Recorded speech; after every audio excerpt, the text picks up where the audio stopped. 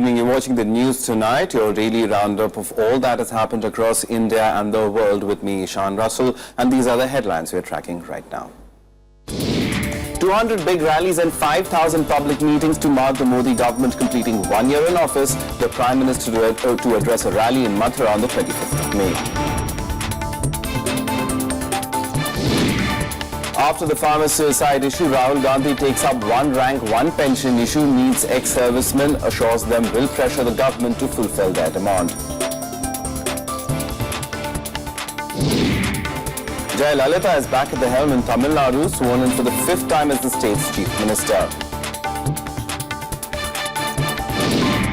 Blistering heat takes a toll. Over 150 people killed in Andhra Pradesh and Telangana. Delhi records the hottest day this season. And Ireland becomes the 19th country in the world to legalize same-sex marriage. It is the first country to hold a referendum on the issue.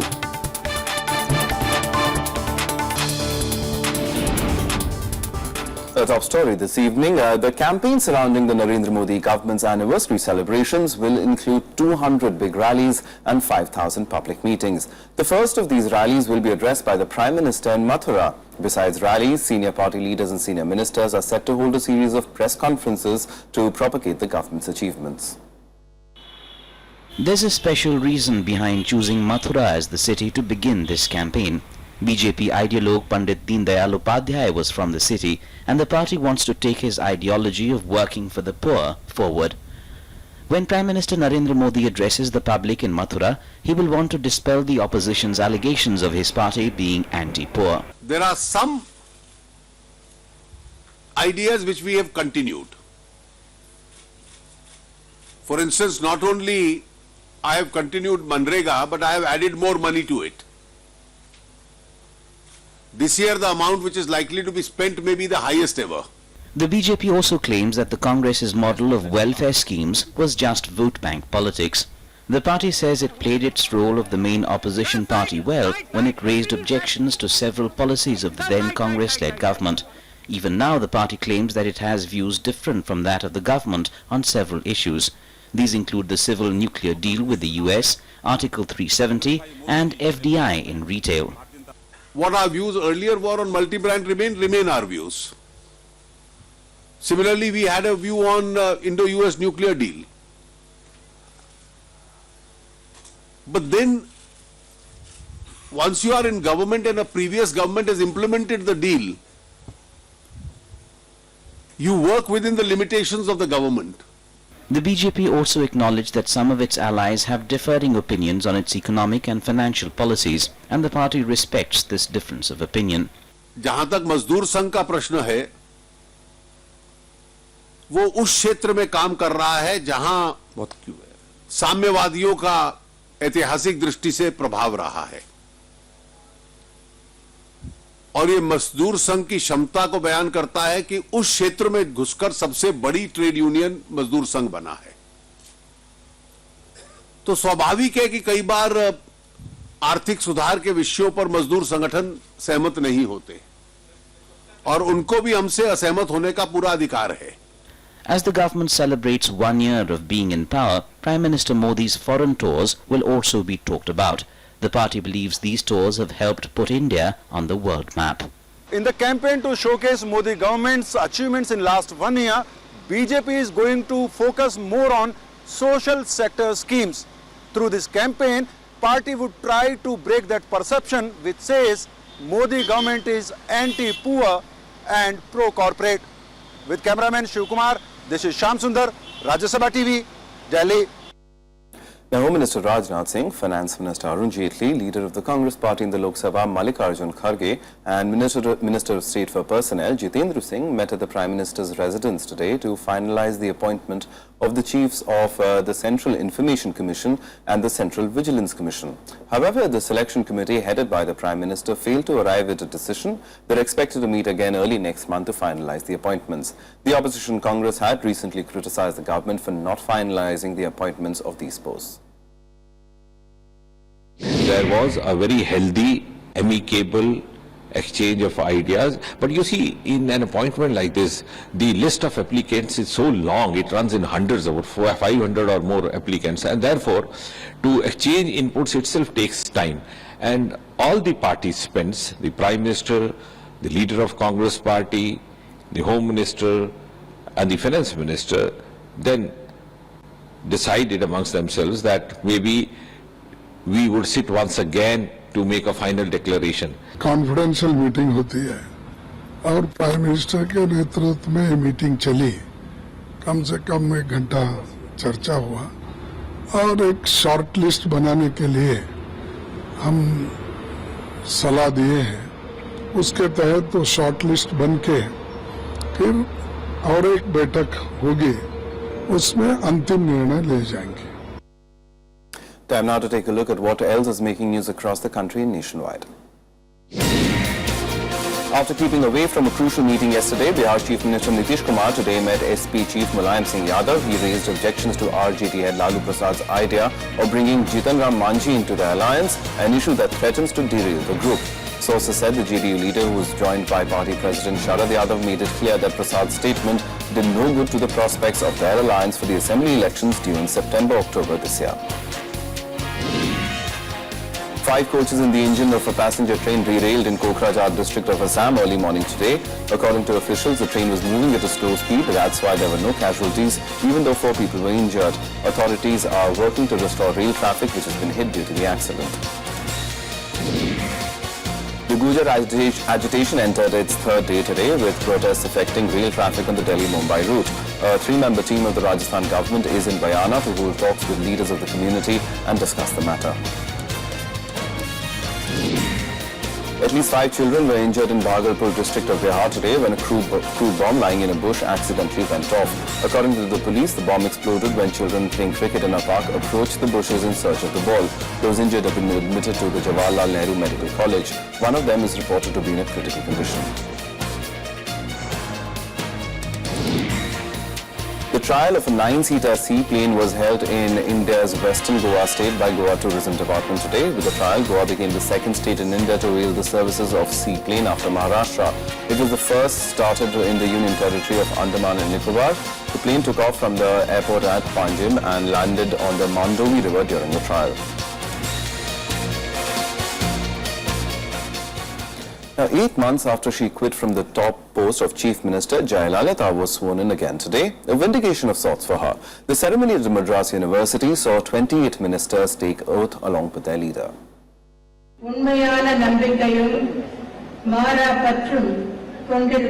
A new beginning once again for J. Jayalalitha.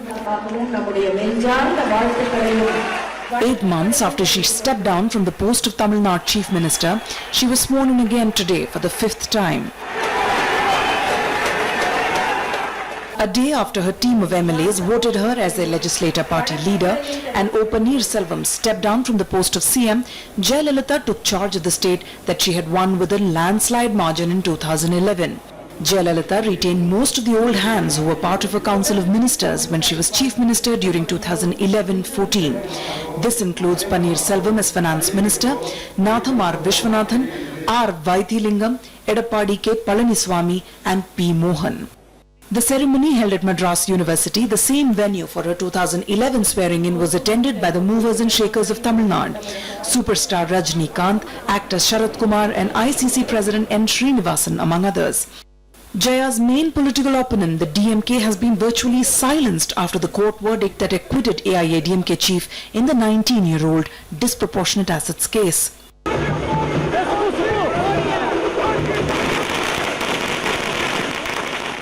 But for her supporters, it is an end of an agonizing and tense 8 months. To do this chief minister posting. Now she is successful, no problem. She is a great lady. She is a very appreciated lady to be in our world itself. All peoples are liking as well as they are appreciating to become a chief minister. With Jayalalitha back at the helm of affairs in Tamil Nadu, the AIADMK is preparing to turn the sympathy wave on its side once again when the state goes to polls in May next year. Bureau Report, Rajya Sabha TV. Well, we'll head into a break right now, but coming up on the other side, the heat's taking a toll in South India. More than 150 people killed so far. More on that on the other side.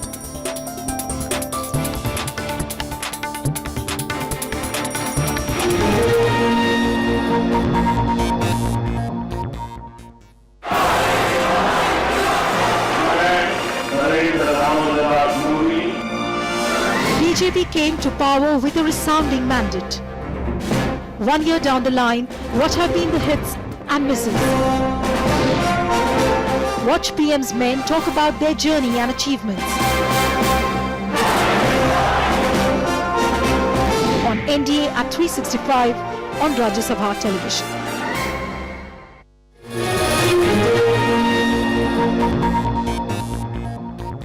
Welcome back. You're watching the news tonight.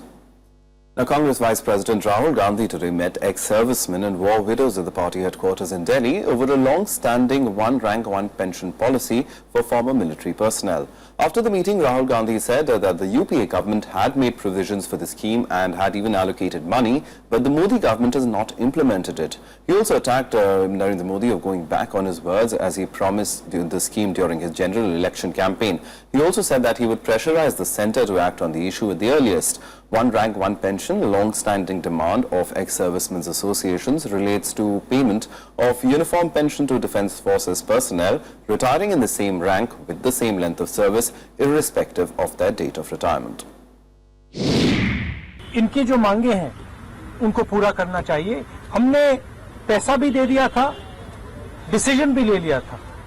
1 साल हो गया है, अब जल्दी से जल्दी ये हो जाना चाहिए। आप क्या करेंगे? हम दबाव डालेंगे इनके लिए। हम ये मुद्दा उठाएंगे और सरकार को कहेंगे कि जल्दी से जल्दी इसको वो खत्म करें। कैसे हमने एक रैंक और एक पेंशन जो है वो देनी है, उसके लिए बहुत ज्यादा समस्याएं नहीं है।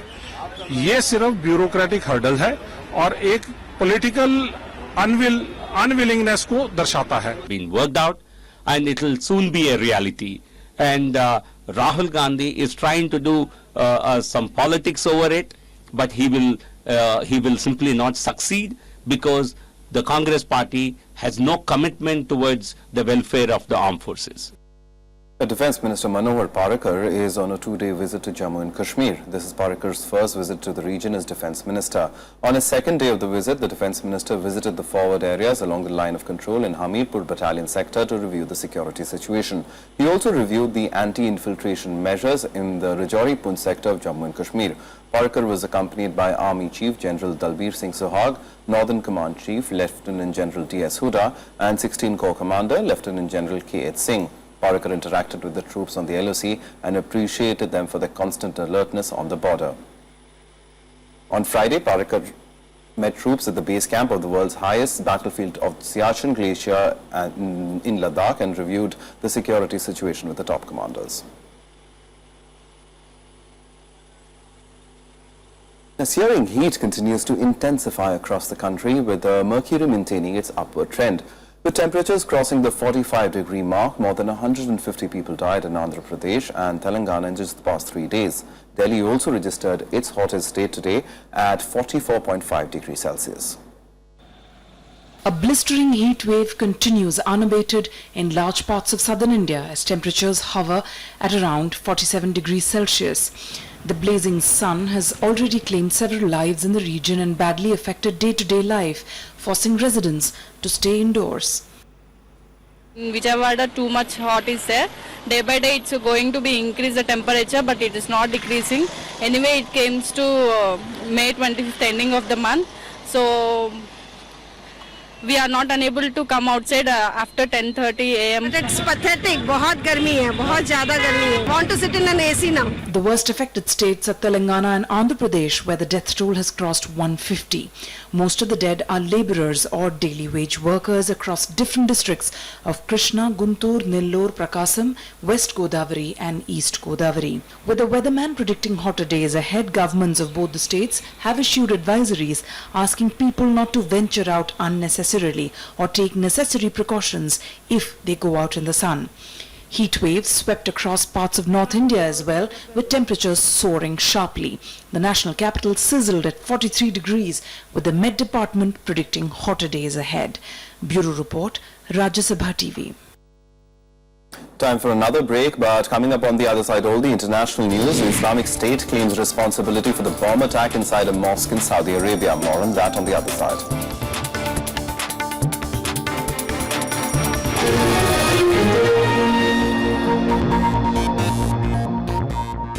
राज्यसभा टेलीविजन की खास श्रृंखला महामहिम राज्यपाल में आपका स्वागत है।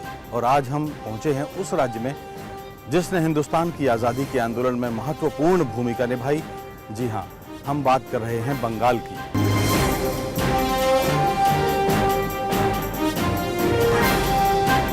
विधायक और सांसद का सम्मान समाज में इसीलिए कम हो रहा है क्योंकि वह अपने आचरण से, अपने व्यवहार से अपनी मर्यादा को सुरक्षित नहीं रख पा रहा है। इस देश के अंदर अनिवार्य मतदान की आवश्यकता है और जो व्यक्ति मतदान न करे उसके ऊपर आर्थिक दंड। जब नॉमिनेशन फाइल करके शाम को आए तो पिताजी ने कहा कि बेवकूफ कहीं का, अब वकालत थोड़ी थोड़ी चलने लगी है तो 2000 राजनीति में जो है चुनाव लड़ने की बात कहाँ से दिमाग आ गई।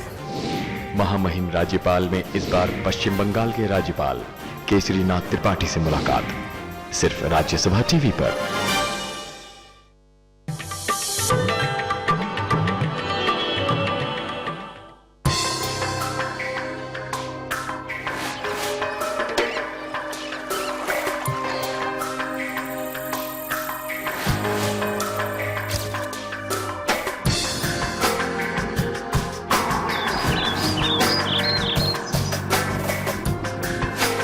The world's largest delta covered by mangrove forests and vast saline mud flats. Sundarbans, a land of 54 islands, crisscrossed by innumerable tributaries of river Ganga. It is spread in an area of 9,630 square kilometers in India, where 70% is under saline water. With a unique bioreserve, World Heritage Site, a designated tiger reserve, and a plethora of aquatic and terrestrial flora and fauna, Sundarban draws universal attention.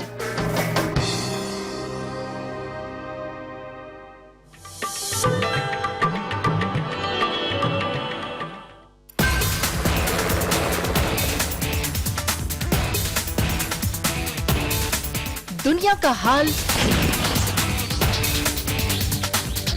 राजनीति की चाल,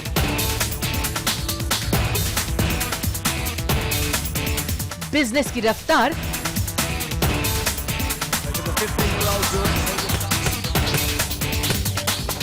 खेल का धमाल,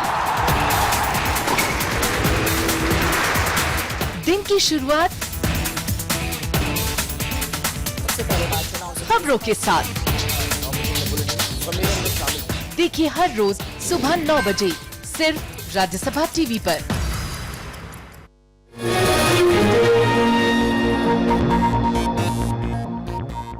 Welcome back. You're watching the news tonight. On to some international news now, and the migrant crisis in South Asia takes a new turn. Myanmar says it will deport to Bangladesh the more than 200 migrants its navy rescued earlier this week. Myanmar has rejected reports of being the source of thousands of migrants fleeing to Malaysia and Indonesia, saying they come from Bangladesh. The UN, meanwhile, has called for a priority to saving lives. Here's a report. They were brought back to shore in the thick of the night. People Myanmarese officials say are Bangladeshi nationals who had set sail for Indonesia. On Friday, the country's navy said it had carried out its first rescue of a migrant boat, finding scores of bare-chested men crammed into the hull of a wooden fishing vessel and taken to shore. All 208 migrants are to be returned to Bangladesh, with a stress on the rejection of Myanmar being the source of Rohingyas fleeing the country. Zorte, the director in the presidential office, said, and I quote, "We are giving humanitarian assistance to them. After that, we will deport them back to the relative country. We have made contact with Bangladeshi border officials on the ground regarding the arrived persons." The crisis has taken on gigantic proportions over the last few weeks, with over 8,500 people, including women and children, believed to be in the Andaman Sea on overcrowded boats in dangerous and torturous conditions. Earlier this week, Malaysia and Indonesia, where these people are headed, had agreed to launch search operations and offer at least temporary refuge. The UN Secretary General called for a humanitarian approach. It's important to save human lives. whatever the reasons may be, when they are out onto sea, their life is endangered. Therefore, I have been urging all the leaders in the region to first of all, search and rescue, and provide life-saving assistance, humanitarian assistance, and discuss how they could settle this matter, resettlement, reintegration. The rescue by the Myanmar Navy comes as fears grow of migrants stuck at sea at a time when the dry winter months are about to give way to the regional monsoon. As Bangladesh and Myanmar quarrel over ownership of these migrants, the crisis itself shows no signs of abating. Bureau Report, Rajya Sabha Television. Now, 43 people are reported to have been killed in a fierce gun battle in Mexico last night. The 3-hour-long battle between government forces and a drug cartel took place at a ranch in the western Mexican state of Michoacan. The encounter is said to be among the bloodiest shootouts in a decade of gang violence that has racked the country. Of the 43 killed, 42 are suspected gang gunmen. One was a federal police officer. Black smoke from vehicle satellite could be seen for miles around, and photographs of the scene showed bodies lying in fields and on a blood-strewn patio. The region where the firefight occurred on Friday is near the border of the Jalisco state, the region that has been plagued by gang violence in recent years. Now, gay rights groups hailed a victory in Ireland's referendum on same-sex marriage after no campaigners effectively conceded defeat in the historic vote. Now, this makes Ireland the only country in the world to legalize gay marriage by a national vote.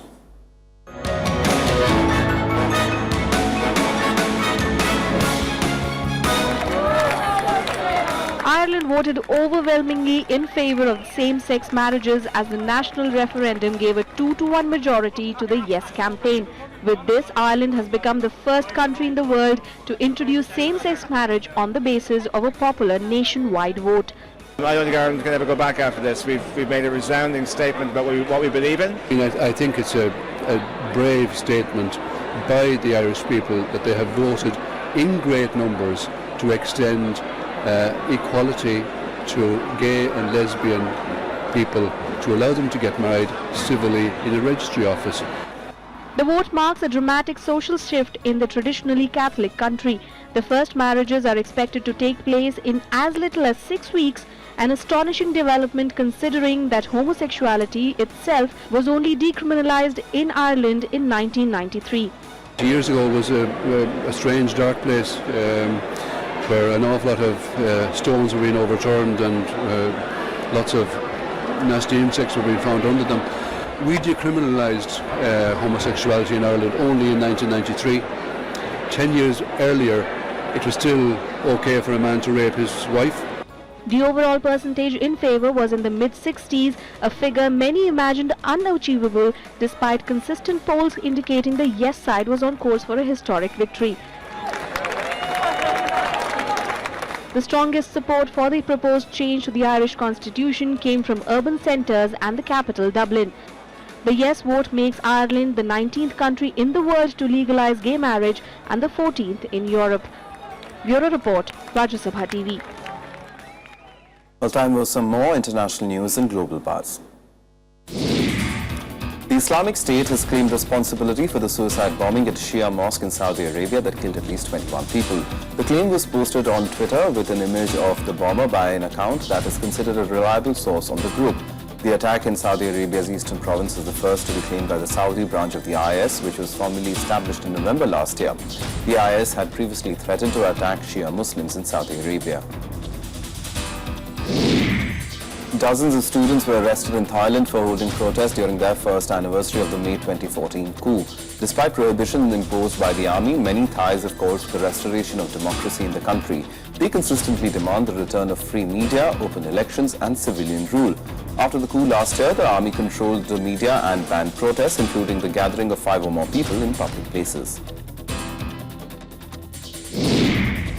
More than 3,000 Burundian refugees in Tanzania have been reported to have contracted cholera. According to the UNHCR, a cholera epidemic has taken hold of camps sheltering Burundian refugees. The epidemic has claimed at least 33 lives so far. The UN Refugee Agency said it was launching an appeal with its partners for $207 million to fund a plan until September, which would protect the refugees. Time now for all the sports action and sports beat. 3 times champions Mohun Bagan stand on the cusp of their 4th title after convincingly beating Sporting Club de Goa 2-0 in the 19th and penultimate round game of the I-League football tournament at Barasat today.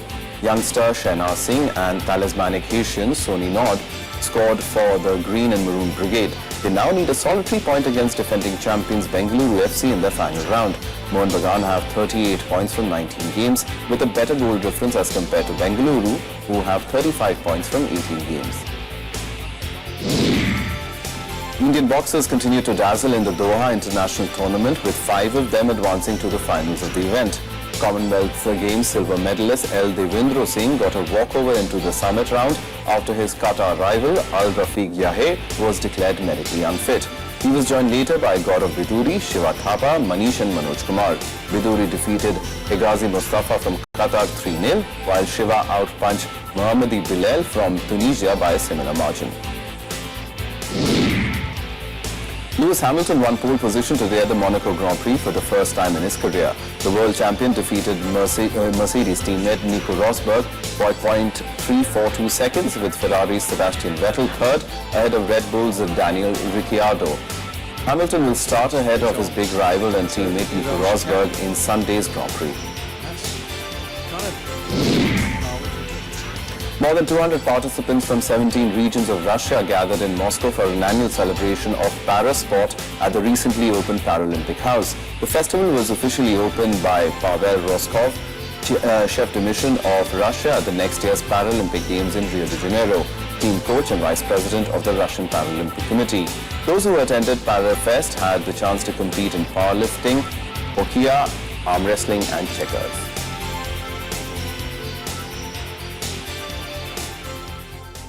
Well, that's the news tonight. Good night.